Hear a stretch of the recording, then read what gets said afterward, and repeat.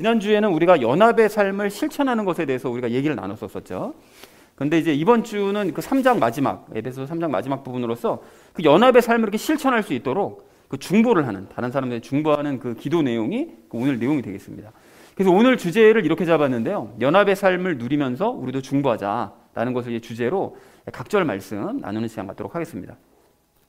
자, 14절이 좀 짧아서 14, 15절을 합쳐서 썼는데요. 우리 함께 읽도록 하겠습니다.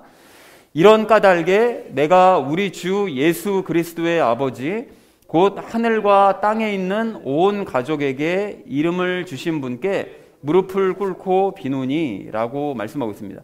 여러분 여기서 이런 까닭에라고 얘기하는데 여기서 이런 까닭이라는 것은 그 앞에 있는 12절, 그러니까 우리가 하나님 앞에 담대하고 확신 있게 나아갈 수 있다, 이제 이것을 얘기하고 있는 거예요. 그래서 그 다음에 13절에서 내가 그래서 감옥에 갇혀 있지만 전혀 두려워하지 않는 것이고 영광된 삶을 사는 것이고 그런 까닭에 담대하게 나아갈 수 있기 때문에 이렇게 기도한다 라고 얘기하고 있는 것이죠. 그래서 예수님의 믿음을 통해 담대함을 가지며 확신 있게 나아갈 수 있는 이제 까닭에 이렇게 기도한다 라고 얘기하는데, 하늘과 땅에 있는 온 가족은 누구를 가리키는 걸까요? 가족은 당연히 우리의 가족은 그리스도인들, 같은 그리스도인들이 되겠죠. 그러니까 하늘이라는 건 이미 돌아가신 하늘에 가야 있는 그리스도인들, 그리고 땅에 있는 그리스도인들은 지금 이 땅에 지금 살아있는 그리스도인들을 이야기합니다.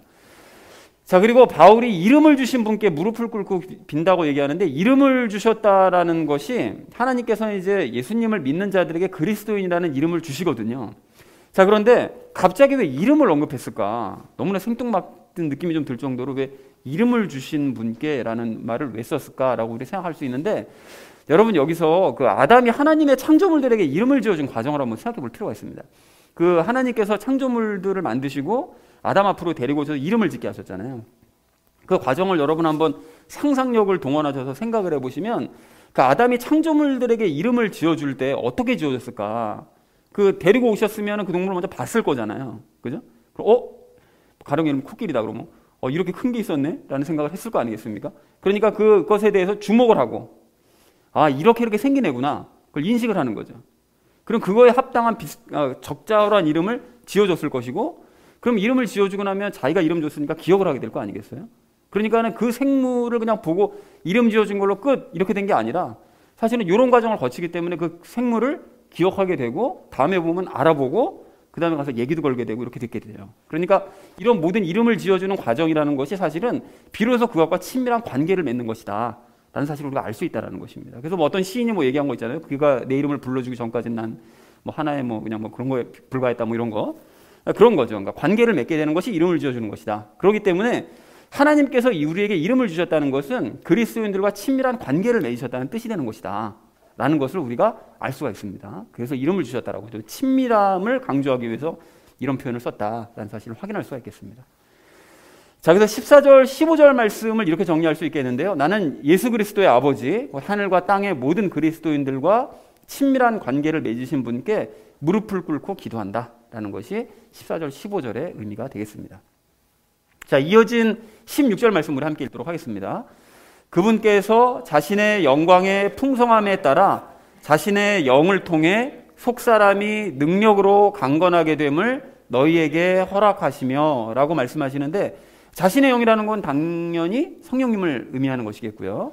그리고 속사람이라는 것은 누굽니까? 우리 안에 있는 속사람. 우리 안에 있는 속사람은 사람들이 속사람이 그냥 막연하게 그냥 추상적인 의미로 알고 있지만 우리는 분명하게 알고 있죠. 뭐냐면 성령님과 연합해서 거듭난 새로운 창조물이 된 우리의 영, 그게 우리의 속사람입니다.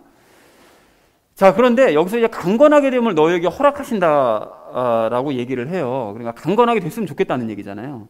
그런데 그런 얘기를 거꾸로 생각하면 아직은 연약하다는 뜻이잖아요. 그죠? 그러니까 결국 영이 연약하다는 것은 하나님과의 소통이 이제 부족하다는 뜻인데, 이게 이제 왜 소통이 부족하다는 것인지는 제가 잠시 후에 설명을 드리도록 하겠고요. 적용 시간에 설명드리도록 할 텐데, 그럼 어떻게 우리가 협조를 해야 강건해질 수 있을까? 여기 보면 그러니까 성령님을 통해서 너희가 강건하게 됐으면 좋겠다 이렇게 얘기하잖아요. 그러면 우리가 어떻게 해야 성령님과 협조를 해야 강건해질 수 있는가? 이것을 생각해 볼 필요가 있는데, 여러분 이게 성령님께서 하시는 일을 생각해 보면 답이 금방 보여요. 성령님께서 무슨 일을 하실까요? 여러 가지 일들을 하시는데 제일 많이 하시는 일이 바로 이겁니다. 그 요한복음 14장 26절, 성령이 그분께서 너희에게 모든 걸 가르치시고 내가 너희에게 무엇을 말하였든지 너희가 모든 것을 기억하게 하시리라. 그러니까 예수님께서 하셨던 모든 말씀들을 일단 읽어야, 옛날에 제자들은 들었지만 지금 우리는 읽어야 그것을 기억을 할 수 있을 거 아니겠어요? 우리 안에 계신 성령님께서 기억나게 해주시고, 그리고 그것이 무슨 뜻인지를 가르쳐 주시는 일이 성령님께서 하시는 일이에요. 그러니까 성령님의 사역의 가장 큰 사역은 말씀 사역이세요. 예수님의 말씀을 바르게 풀어줘서 가르쳐 주시는 거, 이게 성령님의 제일 큰 사역입니다. 자, 그러니까 이거를 알면 답이 보이는 거예요. 우리 영이 어떻게 하면 강건해지느냐? 말씀을 우리가 먹으면서 성령님께 말씀을 배울 때, 직접 배울 때 우리의 영은 성령님을 통해서 강건하게 될 수 있다는 것이죠. 그죠? 그래서 이 부분에 대해서는 적용 시간에 좀 더 자세하게 말씀을 드리도록 하겠습니다. 자, 그래서 16절 전체 의미를 이렇게 정리할 수 있겠는데요. 하나님께서 당신의 풍성한 영광에 따라 성령님을 통해 너희의 영을 강건케 해주시기를 나는 기도한다 라는 것이 이제 16절의 의미가 되겠습니다. 자, 이어진 17절 말씀 우리 함께 읽도록 하겠습니다. 믿음을 통해 그리스도께서 너희 마음속에 거하게 하시고 또 너희가 사랑 안에서 뿌리를 내리고 털을 잡아 라고 말씀합니다. 여기 보면 그리스도께서 너희 마음속에 거하게 하신다고 되어 있는데 이게 좀 약간 이상하잖아요, 여러분. 그죠? 예수님께서는 이미 우리 안에 거하시고 떠나지 않으시잖아요. 그런데 왜 거하게 하셔야 된다? 이렇게 얘기를 했느냐? 여러분, 이것은 뭐 예수님께서 우리가 믿음을 갖지 않으면 우리를 떠나신다 이런 뜻이 절대 아니고요. 예수님이 우리 안에 거하신 것은 믿음 때문이었잖아요. 우리가 예수님을 믿었기 때문에 예수님께서 우리를 위해 대신 죽어주셨다는 사실을 믿고 우리 안에 계실 수 있다는 사실을 믿었기 때문에 우리 마음속에 이제 거하게 되셨는데, 그 이후로도 너희가 그 믿음을 잃지 말고 버리지 말고 계속해서 그 믿음을 유지해서 너희 안에 계신다는 사실을 너희가 수시로 확인해야 된다. 이런 의미로 얘기를 한 것입니다. 예수님은 떠나지 않으세요. 다시 말해서 예수님의 믿음을 계속 가져서 예수님과 너희가 더욱 친밀해져 가야 된다라는 뜻이라는 것을 좀 확인하셨으면 좋겠습니다. 자, 그리고 사랑 안에서 뿌리를 내리고 털을 잡으라고 얘기하는 것은 이제 예수님의 사랑을 너희가 받되 그 예수님의 사랑 안에 너희가 뿌리를 내리고 굳건히 이제 털을 잡아야 된다라고 이제 얘기를 하고 있습니다. 그래서 17절 전체 의미를 이렇게 정리할 수 있는데요. 그 예수님의 믿음을 가짐으로써 예수님과 너희가 더욱 친밀해지고, 그리고 또한 예수님의 사랑 안에 뿌리를 내리고 털을 잡도록 나는 기도한다 라고 바울이 계속 지금 기도문을 이야기하고 있는 것이죠. 자, 이어진 18절 말씀 우리 함께 읽도록 하겠습니다. 모든 성도들과 함께 너비와 길이와 깊이와 높이가 어떠함을 능히 깨닫고 라고 되어져 있습니다. 너비와 길이와 깊이와 높이는 우리를 향한 예수님의 사랑이 얼마나 넓고 길고 깊고 높은지, 그러니까 3차원적으로 얘기한 거죠. 넓고 길고 깊고 높으니까 3차원으로. 그래서 그것이 얼마나 대단하고 큰 건지를, 너희를 주변을 둘러싸고 있는 것인지를 너희가 능히 깨달았으면 좋겠다. 깨달을 수 있다 또. 그걸 얘기하고 있는 것이죠.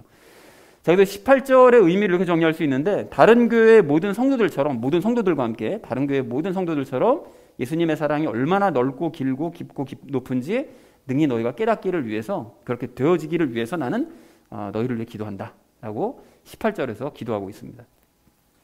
자, 이어진 19절 말씀 우리 함께 읽도록 하겠습니다. 지식을 뛰어넘는 그리스도의 사랑을 알아 하나님의 모든 충만하심으로 충만하게 되기를 구하노라 라고 얘기를 합니다. 지식을 뛰어넘는 그리스도의 사랑이라는 것은, 우리를 향한 예수님의 그 사랑은 우리의 상상을 뛰어넘는다는 것이죠. 우리가 상상할 수 없는, 그러니까 우리가 알고 알아도 계속해서 깨달을 수 있다는 뜻이에요. 그러니까 우리가 일평생을 거쳐서 깨달아도 다 깨달을 수 없는 사랑. 자, 그래서 충만하게 되기를 구한다고 얘기하는데, 하나님께서는 그 앞에서 우리가 나눴던 이야기 있잖아요. 그 말씀을 통해서 영이 더욱 강건하게 되고, 또 기도를 통해서 예수님과 더욱 친밀하게 지내게 되고, 또 예수님의 그 무한한 사랑이 어떤지를 너희가 이제 깨닫게 되는 그것이 충만하게 되기를 하나님께서 만들어 주시게 된다는 거예요. 그러니까 이렇게 그 앞에 있는 것들을 깨닫는 사람들은 하나님께서 당신이 그 충만하게 가지고 계신 모든 것을 통해서 우리가 앞에서 깨달은 모든 것들을 더 충만하게 만들어 주신다라고 지금 바울이 이야기를 하고 있습니다. 자, 그래서 19절 전체의 의미를 이렇게 정리할 수 있겠습니다. 상상을 뛰어넘는 예수님의 사랑을 깨달아서 하나님의 충만함으로 가득히 너희가 채워지기를 나는 기도한다. 그 모든 걸 깨달으면 뭐 성령님은 충만하고 예수님 충만하고, 그러니까 전체가 충만해지겠죠. 자, 그래서 20절 말씀 우리 함께 읽도록 하겠습니다.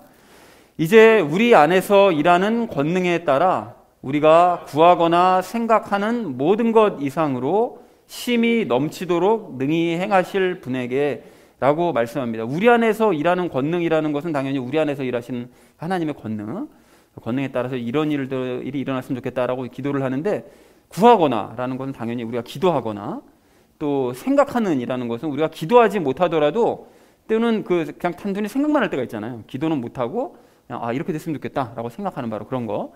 그럴 때 모든 것 이상으로 힘이 넘치도록 행하시는, 그러니까 하나님께서는 상상 이상으로 넘치도록 행해 주신다는 거예요. 우리가 기도하거나 또는 기도하자고 생각만 해도 생각하거나 기도한 것 이상으로 넘치게 항상 행해 주시는 분이 바로 우리 하나님이시다라고 얘기를 합니다. 저는 근데 그런 걸 받아본 적이 없는데요 라고 생각하시는 분들은 하나님의 왕국을 위해서 여러분 기도해 보세요.